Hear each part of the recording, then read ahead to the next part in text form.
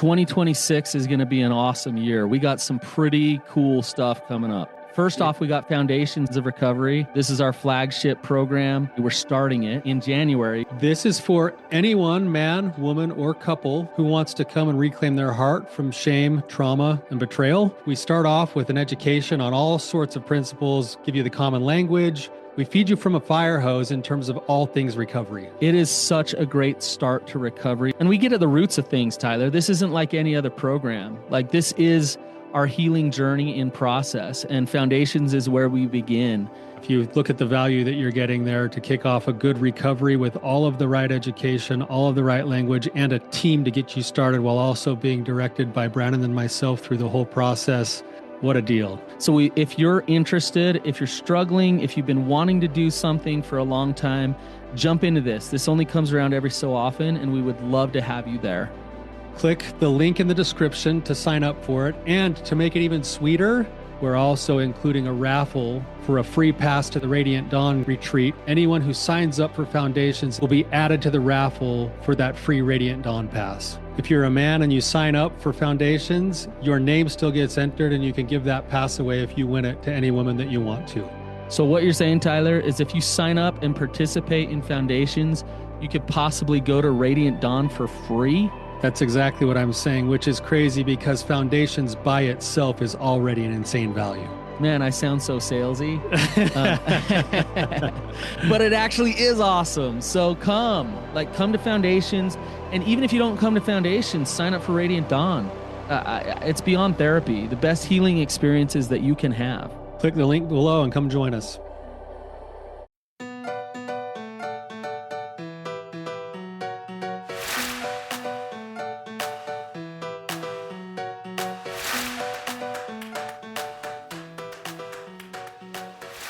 Hey guys, this is Brandon, the host of the Ask Brandon Anything show.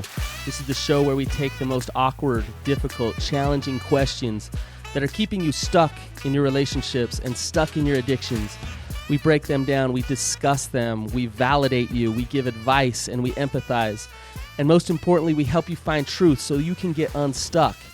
If you have a question, whatever it may be, go to brandonpatrick.com and submit a question there for the show. All right, I have one of my favorite therapists here. I think I say that every time, but I work closely with Kendee, and she is just incredible. And why I really wanted her on here, she tackles the hardest things with your work.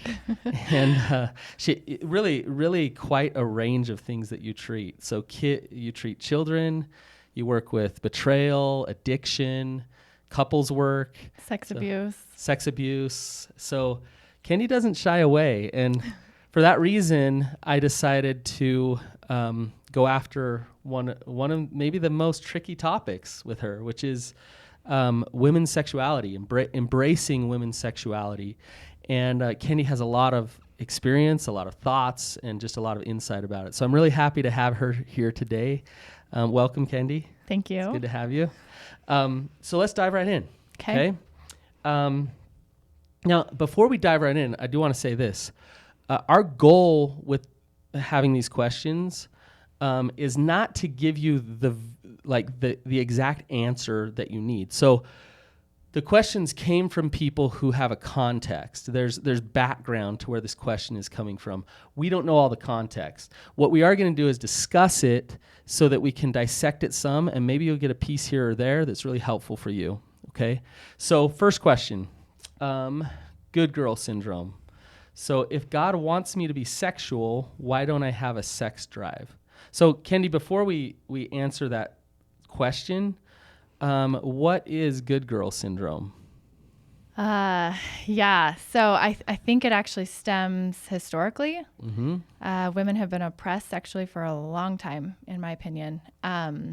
So historically, it's you're not really supposed to be sexual. Mm-hmm. And in fact, when they had women's sexuality is about like making babies, right? It's about making babies, and really, when we had the class systems, a proper woman wouldn't even have an orgasm. They weren't allowed to. It's improper to orgasm. Yes. But look at the message that's sending to a woman. Yeah. Your sexuality is bad. Yeah. So if you have an orgasm, you did something wrong. Then why the heck did God invent orgasms? Right. Right? Exactly. Exactly. But yet we've taken this on for generations. Yes. And I don't think we've questioned it. We've never really even questioned the oppression that's been there forever. We haven't unpacked it. And so we just kind of go along of like, this is just a thing.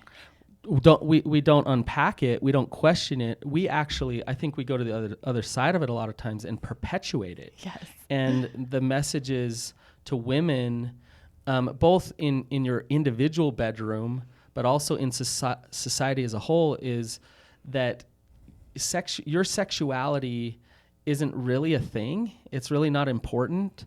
Your sexuality is bad if you enjoy it too much. Right. And then on the flip side, then we have hypersexualized women. Yes. So they're objectified. You can only be an object and be sexual. But if you're a human in a relationship, then you should shut that off somehow. Yeah, isn't that interesting? So we see women plastered all over the place sexually and over sexualized. Yes. Yet when it comes to your own personal individual sexuality, there's messages that say it's bad, shut it down. Orgasm, even orgasm is bad, right? And I think it's, when you get in highly rigid or religious cultures, then that good girl syndrome can really be developed. Yes. Right? Absolutely. And I think the other aspect too is then also to be a good girl, you've got to take care of your man. And so men have this need. Sex is a need, and it's not actually a need; it's a want. Mm-hmm. Both men and women are sexual, and both men and women want sex. But we've created a society where men need sex. It's a need, it's a drive, and they can't do anything about it, and they're gonna die if they don't get it. So her her sexuality is somehow yucky or shameful or sinful, but to be a good girl, she's going to take care of her man who needs sex because sex is for him. Yes. And so she better do that. Yes. Right? And you can just see the skewed messaging there about women's sexuality. It doesn't create much space for her to explore and to be sexual with all these messages of shame and obligation and all of those things. And it actually doesn't feel good for the man either. Right. So I work with clients, I work with men and women, and when we start talking about sex, because we do all the time. Right. It's the topic that comes up in my office all the time. Right. And women want to be given this permission to be sexual. Absolutely. Men want women to be sexual too, but I think they don't realize that it's about connection. We get it all wrong, right? Wrong. And I think some of these other questions are going to bring that out as we talk about it. So good girl syndrome is really feeling like I'm good when I'm not sexual, and so I'm gonna just I'm really not gonna explore sexuality and be okay with my body and what my body does sexually. So the question is, if God wants me to be sexual, why don't I have a sex drive? What do you think, Kendee? We do have a sex drive. Everybody She's does. saying she doesn't, though. Yeah, she's shut that off. Yeah. So I think in order to be a good girl, you have to shut something off. And so when you're shoving that down, you can be a good girl, but you can't be a good girl and shove that down and then all of a sudden flip around and have an orgasm. Yes. It doesn't work that way. Our bodies are not wired that way. Right. And I think the shutdown that you're talking about isn't just a switch that's off and on, but over time, there's so much fear, there's so much shame, there's maybe problems in the relationship, and so, and correct me if I'm wrong, Kendee, but a woman's sexuality is all about opening. Yes. Right? It's honestly the most vulnerable thing you're going to do. Yes. And in order for a woman, the way a woman's body is wired, in order for a woman to even reach orgasm, she's got to feel safe and open entirely and vulnerable. And most women don't even get to experience that in a relationship. So we're talking about safe in the relationship, but also safe spiritually, safe within yourself, like knowing who you are, so that you can really step into that vulnerability and open and experience intimacy and sexuality. And so your libido, or not having a desire to have sex, I would guess is more about you have gotten very, very good at protecting yourself from feelings of shame, fear, and just unsafety, right? Yeah. So I have a thought. Can I bring it up? So I think that women feel like maybe there's something wrong with me then. So then it's all my fault. Like I have to be a good girl, but then I've got to shift and do this thing. And it's somehow all on them to fix all of this. And I think one of the elements that you find in a relationship that I think impacts a woman's libido is some stuff that's kind of out there in society for how men deal with women. Okay. And one of the things that I think men often happens for women when I talk with them in my office is it goes once sex is on the table. So once they get married or they feel like, okay, we can do this thing in our partnership, sex is then on the table, and it's always the thing on the table. And so kissing is not just about kissing. Kissing becomes about sex. Right. And so a woman ends up starting to shut down entirely any physical connection, because it's, if I say yes to this kiss, then I'm somehow saying yes to sex. Right. And maybe I'm not in the mood for sex, but I want to have affection. And so it's all or nothing. Yes. And so then it's like, well, I'm just not sexual. Well, you are sexual, but there's such a lack of affection in your relationship that it's creating this space that maybe I'm broken and something's wrong with me. Well, there might be something wrong with the relationship. Yeah. You know what that makes me think of is in my group, my women's group, we've been talking a lot about femininity, and one of the things that we've been really exploring is the difference between masculine and femininity. Masculinity is very results oriented, wants an outcome, works toward that goal. Femininity is more experience oriented, and so it's not about reaching that end goal, getting to that orgasm. It's about being present in the moment and connected in that moment. And if orgasm comes, it comes. But to be safe means that there's no just driving force that says we get to this end goal. It's we can just be in this experience, right? And that's kind of what you're saying, right, Kendee? Exactly. And women feel that when they can feel a man having some end goal of, I only want to do this with you so that I can get to an orgasm. They feel used. Yeah. Which by the way, guys, it doesn't really excite your wife to have more sex with you. No. Right? And in fact, they'll start shutting down sooner and sooner of, now you can't even hold my hand, or we can't cuddle because you're constantly pushing for this end goal. And I don't want to even have to say no there. So I'm just going to say no earlier. So then it cuts off all kinds of physical intimacy and just intimacy in general. There's no affection anymore in the relationship. And then then you will finally have sex, but it doesn't feel very connected, but somehow this is supposed to fix the whole thing. Right. We go from 0 to 60, and I guess, because everyone's sexual, and a woman finally goes, I just want to connect. Right. And they do this thing, but then they feel like something got taken from them. It hurts emotionally, spiritually, and it damages the relationship. So yeah, sex where a woman's femininity is allowed, and there's not that pressure there and that end goal, that supports a healthy relationship. Obligatory sex that has to be done because they're two sexual people, so they use each other, hurts and damages the relationship. So absolutely. And men, I think, are more feminine than they think they are.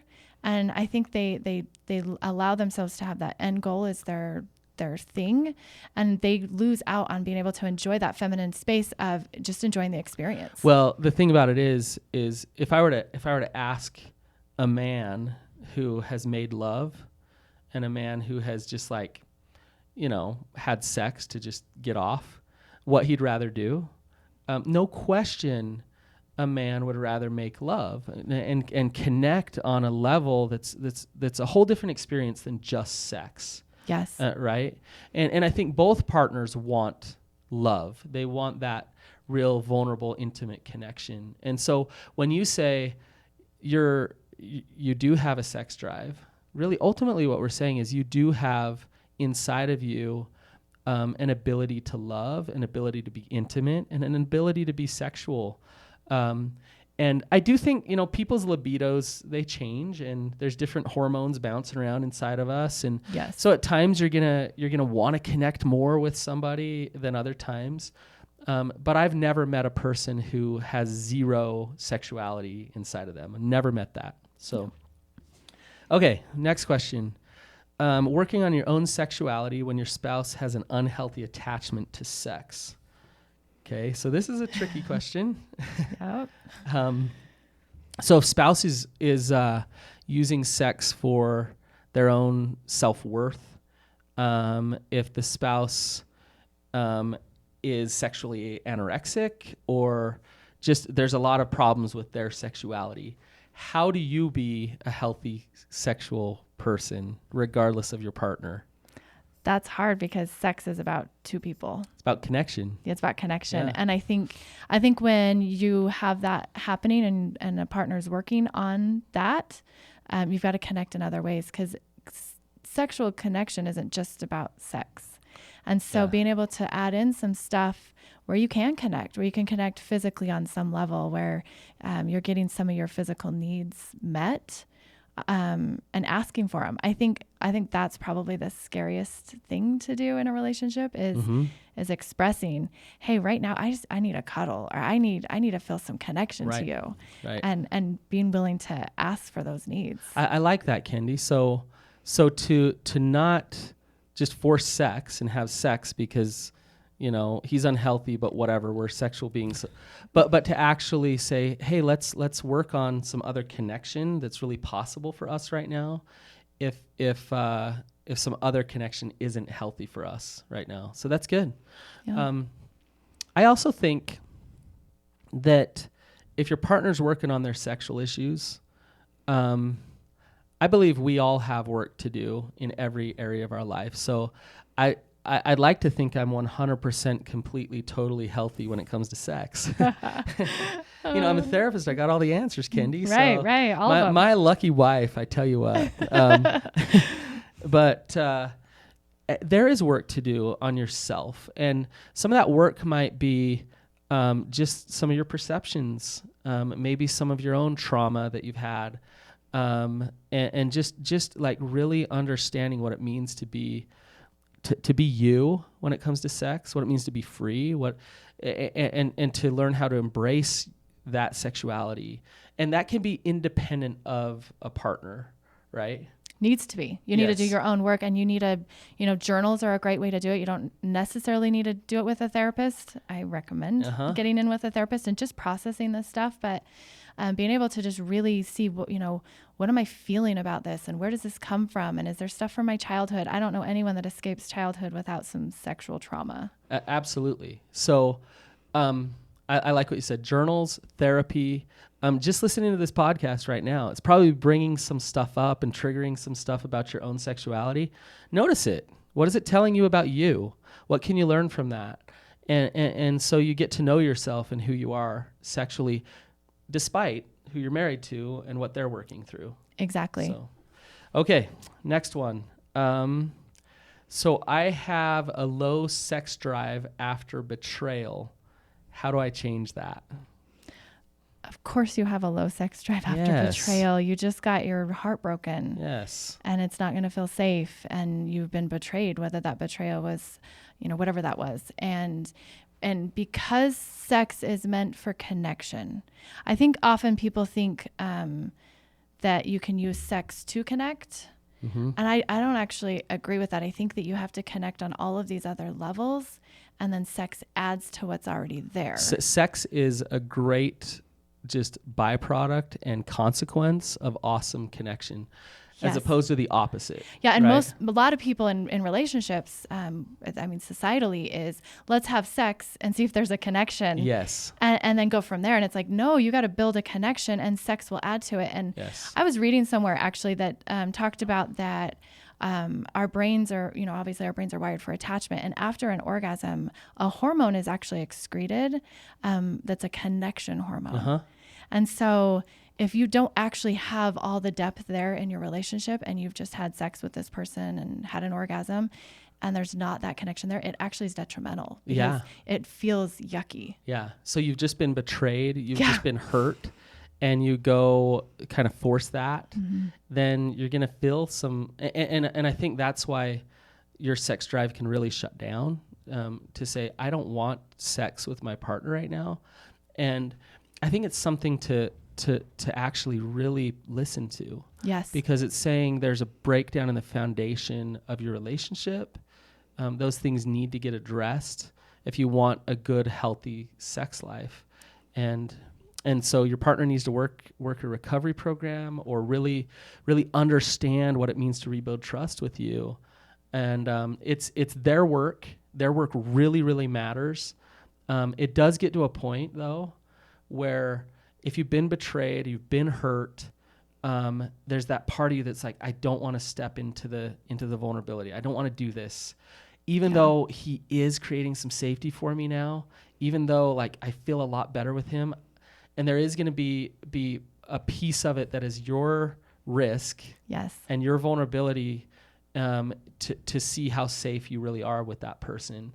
Yes. After the betrayal. So And to honor your body. I think a lot of women will start to feel safe with their partner and they'll start to pursue down being intimate with that person. Mm-hmm. And then there's that moment where the trigger hits and they all of a sudden don't feel safe and they don't honor their body and stop it. Yes. And so they finish Yes. the act in complete trauma.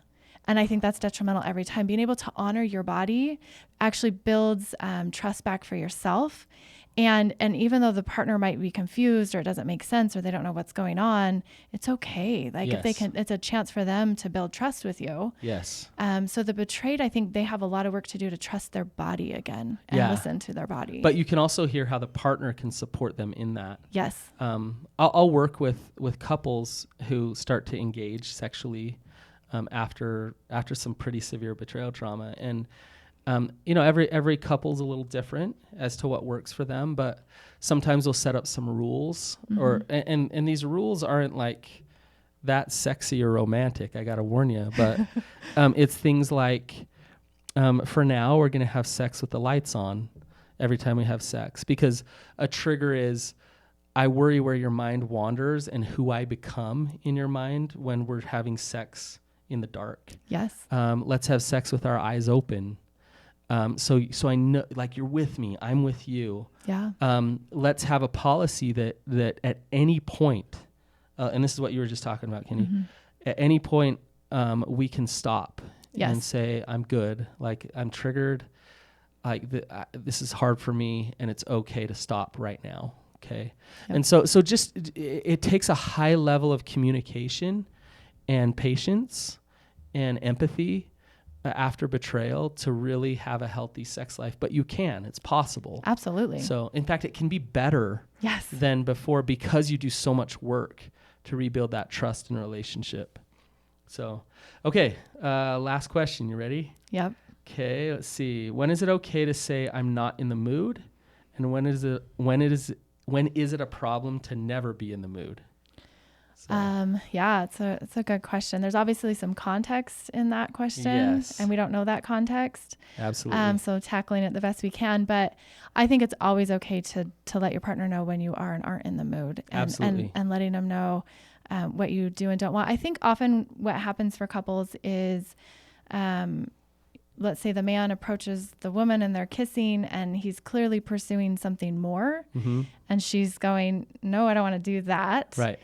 He might walk off rejected and storms off and he's hurt and she's left going, wait, is that all I'm worth to you? Yes. As we don't get to do anything? Like, really? Like, if we don't have sex or this doesn't go further, then you're out. And I think a safer place is for a response of, okay, that's fine. How can we connect? I really want to connect with you. What would that look like? And then maybe the woman goes, I just want to cuddle tonight, or Right. I just want to kiss tonight. Right. And he just kisses her. And what he'll find is she's going to let down her guard. Right. She's going to start to really enjoy, wow, he's holding this great space for me. And often, unfortunately, the man will then go a little further. Mm-hmm. He doesn't hold that boundary for her. So then she doesn't feel safe to allow that kind of stuff to happen. Right. So a man can do a lot of work here of if a woman says, I just want to do this much, hold that space for her. Right. It builds trust. And then the next time she knows that she can express how far she does want to go. And then he gets to enjoy connection with her. Right. Right. I always tell the guys that I work with that, like complaining and pouting to your wife that you're not having enough sex is not a big turn on for her. It's not sexy. No. And, but you know what is not pressuring her and being okay with yourself, whether she says yes or no. And what's interesting is when you remove that pressure, a woman's sexuality opens up usually. Yes, because then it's vulnerable and she feels safe. There it is. It's there. This might be TMI, but I tell my wife, no is always a good answer. So it's always a good answer. Like if you say no, you're not in the mood, that's okay. Yeah. I'm okay. And I can deal with my body, and my balls aren't going to fall off, and you won't die. No one's ever died of an erection. Totally. So and that's on me to know how to handle that. Yeah. And deal with that. It's not on her to, have sex with me when she really doesn't want to, just because I desperately need it. Right. Right. And so, it's okay not to be in the mood. So we've Absolutely. established that. It's okay not to be in the mood and to set parameters with that. Yes. So we're saying two things, Kendee, and both are true. So it's okay to not be in the mood, and you do have a sex drive. You do have sexuality inside of you. So if you're always not in the mood, then go back to what we were talking about earlier. There's reasons why you're shutting down. Yes. And there's work to do to nurture your sexuality, to empower yourself sexually. But there's fear in the way. There's things shutting you down and blocking you because you're protecting yourself, and that's why your sexuality is dying. Right.